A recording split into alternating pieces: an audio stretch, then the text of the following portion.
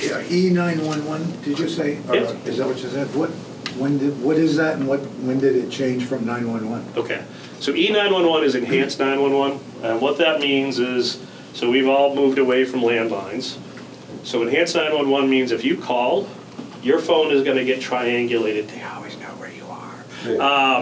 They didn't need a little, vaccination making jokes, but it will get triangulated that it can actually find your location based off of pinging off of 3 different towers. And they're pretty good to get within a couple of, 10, 20 feet of knowing exactly where you are. So enhanced 911 is that type of a system where it knows where you are when you call. So some systems, some communities, state of New Hampshire's all need E911. Some parts of the country it's not enhanced, it's just 911. That's still an accurate system? Yeah, the only place we ever run into a problem is sometimes on the border we'll get, ping 2 different towers, like one in Massachusetts, and occasionally, and it's actually probably, we used to see it a lot more often, now we see it maybe once or twice a year.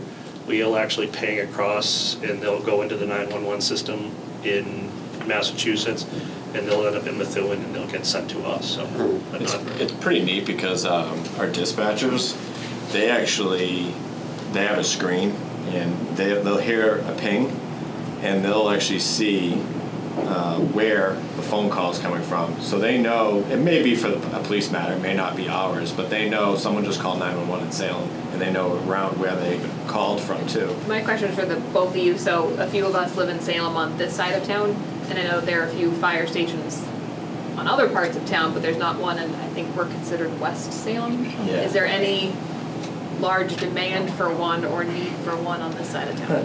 Don't open that can of worms. Well, listen, I'm going to ask. They're getting a new... West Side Fire. We tried that. I remember. That's been discussed for many years. Yep. Obviously, as a new fire chief, it's something I'm going to be spending a lot of time evaluating. That's my short answer. Okay. The long answer, a little more in depth is, do I think we need a West Side station? Absolutely. Okay. Is it, I think we have to look at the whole department and try to figure it all out. I think at some point, I think our response to certain parts of the West Side is longer than it should be. Good. Okay. Yeah. So. Glad to know it's still. Yeah. I had a question. If we were interested in doing some of these units around town, what is the optimal budget point for you guys? Do you prefer something around $2,000, something around $1,500? And if we were to buy them, would you guys go through Public Works and get them installed by them, or are we going to be responsible to get them installed at the location? So that's kind of it depends on where the location is. So a lot of that is, private, public property. I think collaboratively working the same way with a lot of the organizations that, when I got approached by the group that actually supports all the baseball, they were like, yeah, we have one. It ends up getting thrown around, and it was one of those things like, we need one, and then Pop Warner Football needs one. And so I think moving forward, it would be nice to have and to be honest, that full-blown station is about $20,000. Atkinson, the town of Atkinson, put one in over there. It's a really great system. It's monitored by 2 different cameras. Does it need to be that intense? No. One of the things has obviously become security. But I do think that part of it is something that, probably a smaller version of that or a less expensive where it's just a station. I think the days of people not having a cell phone or not knowing a cell phone is near you is probably fairly close to being over. And so I think actually putting a less robust system, but I think that's kind of that's going to be like a community-wide project to make that happen. I'd love to see it be, if somebody wants to champion that we would absolutely work with them to do that. Within our organization, we have the association that we're also, trying to find ways to make things like this happen. And I think that it's going to take that integration to kind of make that happen. How do we make it happen? How do we put the people in the right place? The school system, I'm sure they would very much support putting these in, especially if there's no expense to them, but The schools don't have an AED? the schools have an AED, it would be more for the ball field. So Oh, okay. when you're talking about the sports fields, when they put the athletic trainer out, he travels with one. Yeah. It's one of those things when it's Saturday, Sunday, or after hours, and it's one of they're supposed to have one. Yeah. And what ends up happening is it just becomes a maintenance thing, when you have kids, they just kind of throw it in a bag someplace, and the pad's good, and the battery's good, and that type of stuff, so. I mean, did you move somebody that's, So the best part about this is you're gonna grab that little device in your hand, you're gonna dial 911, and you're gonna put it on speaker, and you're gonna put it next to Larry, and you're going to start doing what they tell you to do.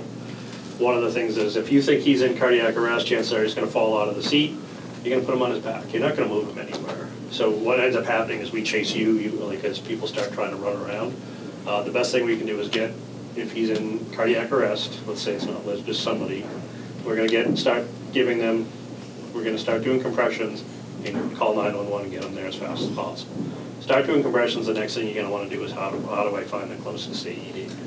And that part of it, kind of tying into this thing, is to make AEDs just something that, like when I look at that little screen, I wanna see that thing lit up with yellow, is that it should be, every business in town should wanna, it's a low expense to have one. Looking at the businesses that are open 24 hours that are rapidly, or in areas with a lot of people, to have it at that front to make it something that we wanna support. And then finding a way to kind of put the community in the same thought process of how do we make this happen to get them on public and private locations to make that happen. But best thing, lay him on his back, start giving him compressions. It doesn't necessarily even mean you need to be trained on how, but just having access to it. That's why a goal of trying to train as many people just to provide CPR and how to grab an AED. I think those things go a long way, because if you're willing to deal with that situation, you're also willing to go talk to someone if they're not feeling well in the first place. So they're still conscious, they're still alert, they're still willing to say, hey, what's going on?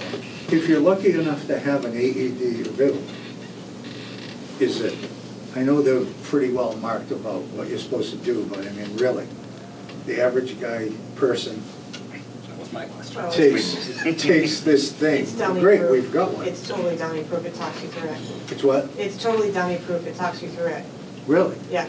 You open it up, you press the power, and it starts telling you what to do. Oh, all right. It's kind of like a spouse, to be politically correct. They tell you what to do. It's coming. Just like E911 tells you to start compressions, etc., the AED tells you, put the pads on, There's even little pictures on the pads that tell you where to put them on. Yeah. All right. And then I they'll know tell that- you to don't touch the patient because it shock advised, and it'll shock them so that you're not touching them. It literally, and now it's a stressful situation, right? So, but yeah, it does talk you through it. I've been zapped out of AFib twice, and a line I enjoyed was when I said to the woman, am I gonna go up and hit the ceiling like in the movies? And she says, why, do you want to? It just turns it up. I just wanted to, sorry, first of all, I love this project. I work for the YMCA, and we have multiple AEDs at all of our facilities. And I have thought about this, being out in the community, where do you find AEDs? And my answer was have an app for it, but in an emergency situation, no one's gonna be downloading an app, or you know what I mean, or even know about it. So I think this integration with 911 is amazing. Our facility branches are in Mass, but we have Camp Otter in Salem here. We have 2 AEDs at Camp Otter. One's in the office in a fixed cabinet, and one's with the nurse in a go bag at the other side of camp. What do we do, since that's a seasonal property? We'd be happy to register them or whatever you guys need, but they're not going to be available all year round. So what do you have? So the same thing at the thought app. on that? So a couple things on that, because you all work for businesses, I assume, or you were talking, I don't know what you're doing, but a couple things on that is registering them. They'll actually have in the notes, so 2 good examples in that app. They're going to tell you, give you a point of contact saying, all right, update the batteries, update the pads, we'll email you. You can actually also put in there, it's seasonal, you can put notes on it and that type of stuff. Even to take that one step further, what we're trying to move forward with is working with a group like that or a business is how to establish a team. So there's guidelines for communities and there's guidelines for businesses on how to establish a team that if something, so imagine what happens when you say someone's in trouble. What does everybody do? They run around, they go panic and run, and they kind of like establishing a team to know exactly what those steps are. And so maybe in that situation you have a nurse, but maybe the nurse gets support staff from some people we give a little bit more medical training to in doing those types of things. Like going back to, I had an uncle that used to work at Lucent. They had their own fire department and their own EMS department. Not talking about that level, but like a code blue team, that if something went wrong, this is the team that you expect to have a little bit more calmer nerves or something like that. So in areas where we're trying to talk like town-wide, we want everybody to have a general understanding. When we get into business, like places where you might have that, how do we give some people a little bit more understanding or some steps on what to take? Thinking about Camp Otter is how do we get in there, where are we going, having people direct like that. Every time I've been there, it's been fantastic, but those types of steps to make sure that that's always there. So.